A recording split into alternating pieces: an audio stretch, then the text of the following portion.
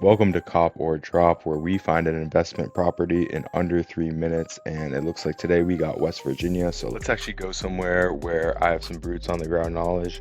Never invested in West Virginia, but I have been to Davis, West Virginia. So we'll roll with that. And I think for the future, a good rule of thumb is to look for the lower cost properties and really look for those value add opportunities. We're going to skip the lots on the outside here and dig into the town itself.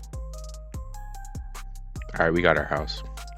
Ladies and gents, we have our house, and as you can see, it is stripped to the guts. It looks old, but it looks like these also may be some good guts. So, drywall is a lot of the times when you're buying a new home, a mask for problems. So here you don't have that mask. An inspector is going to be able to get in here and tell you so much more than if that mask didn't exist. The neighborhood's not bad. Davis is a pretty nice town and it has some potential because there's two ski resorts in the area.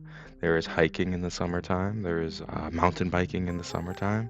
There are roofs falling in, but this is something we can work with. So this needs a full gut rehab. So let's say that's 100K just to get this place into a rentable state, 20K to add an extra bathroom because what vacation home has the parents and kids sharing a bathroom, and finally 30K to furnish it.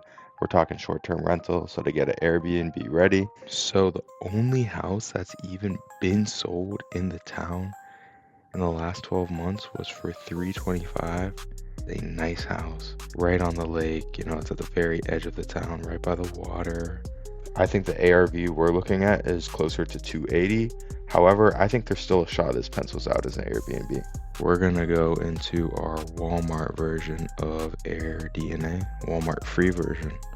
Hey. So this immediate number is not necessarily accurate. It's definitely more essential to look into the particular listings and see how they're being managed. As you can see here, there's a couple very low revenue rent listings that are probably outliers and poorly managed. And realistically, I think this house could easily be a $24,000 a year rental, which is $2,000 a month. And although that will easily cover any sort of monthly payment, to truly be considered a deal, the purchase price plus total renovations should be ideally 30% less than the ARV of 280. And because of that, I would probably start my offer at 75 and see if the seller wants to play ball. I would personally not go above 100 on this place, but anything under 100 is at least a fairly decent deal. And if you get it for that price, I think this property is definitely a cop.